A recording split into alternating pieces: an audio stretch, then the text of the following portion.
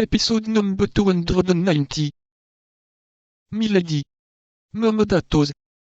I listened to your eminence with greatest attention, replied a female voice, which made the mosquito start. A small vessel with an English crew, whose captain is on my side, awaits you at the mouth of Charente, at Fort La Point asterisk. He will set sail tomorrow morning. Asterisk Fort La Point, or Fort Vassou, was not built until 1672, nearly 50 years later. I must go thither tonight. Instantly. That is to say, when you have received my instructions. 2 men, whom you will find at the door on going out, will serve you as escort. You will allow me to leave first, then, after half an hour, you can go away in your turn. Yes, Monseigneur. Now let us return to the mission with which you wish to charge me, and as I desire to continue to merit the confidence of your eminence, deign to unfold it to me in terms clear and precise, that I may not commit an error. There was an instant of profound silence between the two interlocutors.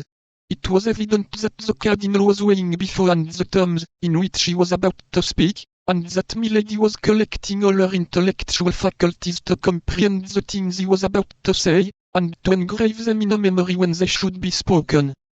Athos took advantage of this moment to tell his 2 companions to fasten the door inside, and to make them a sign to come and listen with him. The 2 musketeers, who loved their ease, brought a chair for each of themselves and one for Athos. All 3 then sat down with their heads together, and their ears on the alert. You will go to London, continued the cardinal. Arrived in London, you will seek Buckingham. I must beg your eminence to observe, said Milady, that, since the affair of the diamond studs, about which the Duke always suspected me, his Grace distrusts me. Well, this time, said the cardinal, it is not necessary to steal his confidence, but to present yourself frankly and loyally as a negotiator. Frankly and loyally, repeated Milady, with an unspeakable expression of duplicity. Yes, frankly and loyally, replied the cardinal, in the same tone. All this negotiation must be carried on openly. I will follow your eminence's instructions to the letter. I only wait till you give them. You will go to Buckingham in my behalf, and you will tell him I am acquainted with all the preparations he has made, but that they give me no uneasiness, since at the first step he takes I will ruin the Queen. Will he believe that your eminence is in a position to accomplish the threat thus made? Yes, for I have the proofs.